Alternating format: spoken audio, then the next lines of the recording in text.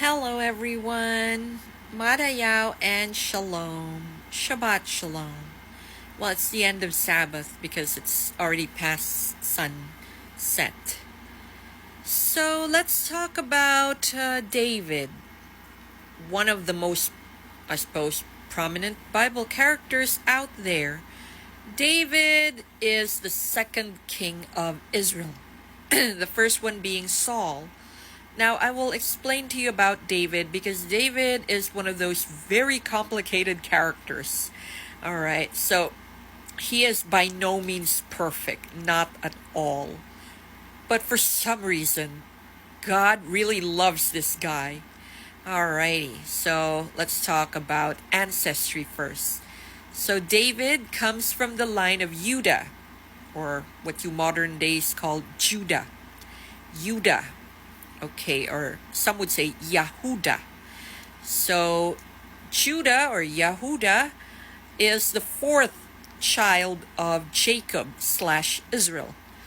So he wasn't supposed to be, he's not the eldest, and he didn't get the lion's share of the birthright. Okay, so, but upon Jacob's deathbed, he did proclaim some things. So, Jacob, as a patriarch, is also a prophet. I don't think he saw himself as a prophet in his lifetime, but upon his deathbed, he proclaimed some things that are actually, or did actually happen. So, all right. His firstborn was Reuben. However, Reuben did something stupid. Reuben slept with his stepmom, which is like, your stepmom. And that's also a very shameful thing to do in ancient times.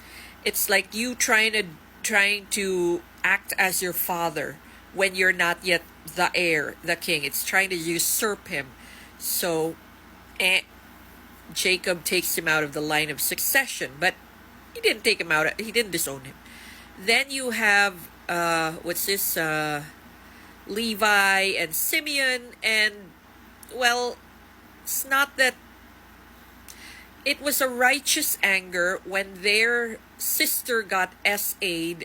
They, sought revenge. However, what Jacob was angry about was because it was a little too much, They tricked Shechem into circumcising himself and the whole town, and while they were writhing in pain after the circumcision, they killed every man in that town, city, village, and that is why Jacob got angry.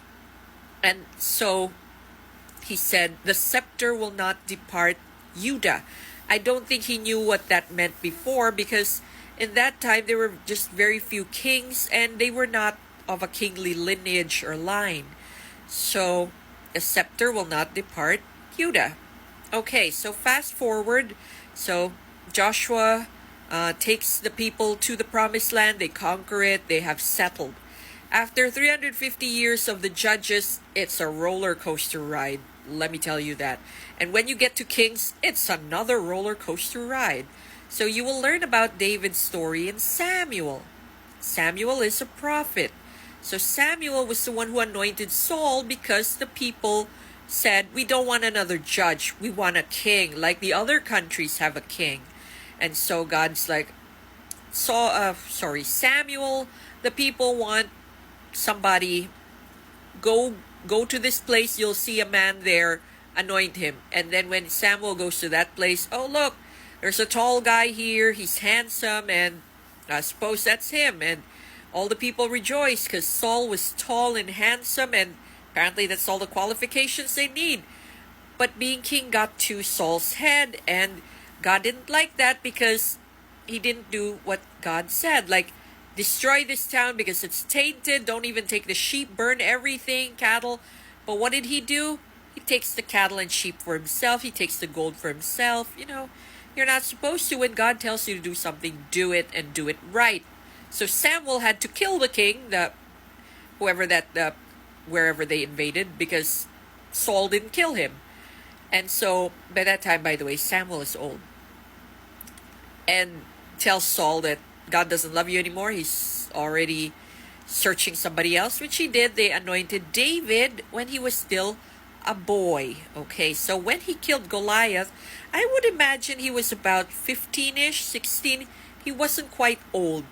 But please take off that lowly shepherd boy image in your head, because that is not the time. Okay, so shepherds back in those days were landowners. Or even if they're not, because Jacob was not a landowner, if you had sheep, you had cattle, you had a lot of those were expensive. Okay, so they don't usually just hire anyone willy-nilly unless you really trust them, or usually you put somebody that you trust, like your son.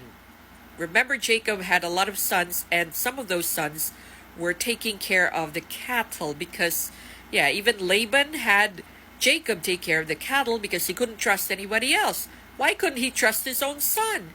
Because well, I suppose his son doesn't know how to take care of cattle. So you really need to know how to defend them, how to, give birth to them if you have to, in the middle of the field, and there's a lot of things involved. So you need skill plus ownership for that.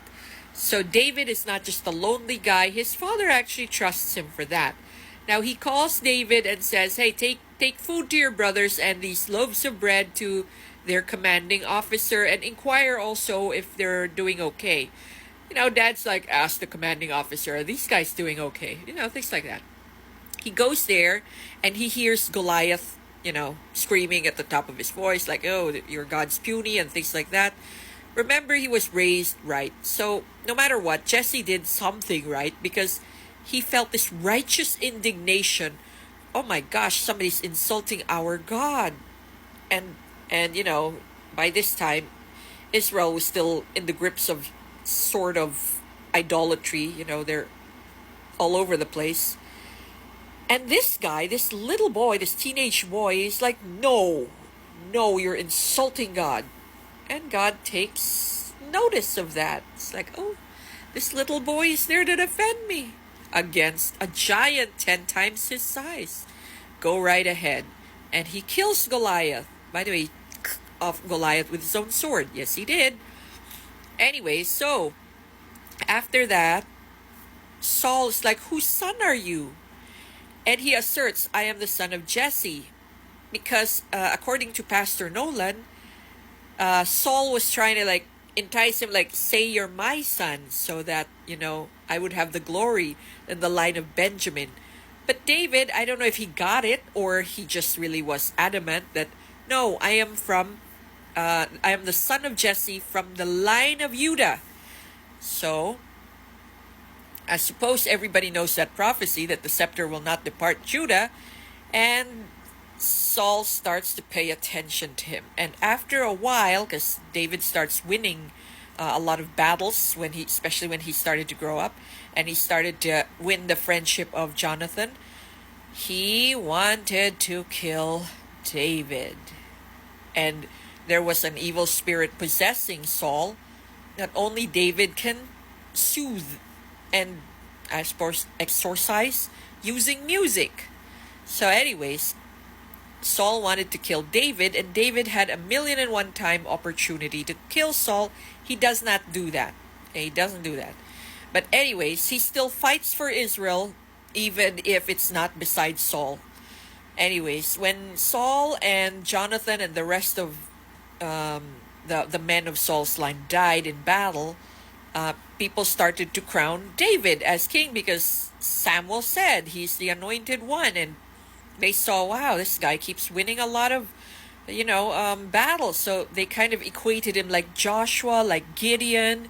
He must be the one. So then they crowned him as king, like what God wanted. And so he does become king. All right, so that's not the end of the story, actually.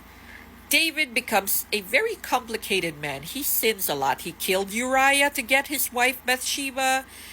He favors one son over the other, things like that. So he is not the perfect parent. He's not even the perfect husband to a lot of wives, by the way, and he's not even perfect about that. Anyways, I'll tell you more in part 2, because this thing's getting 10 minutes already.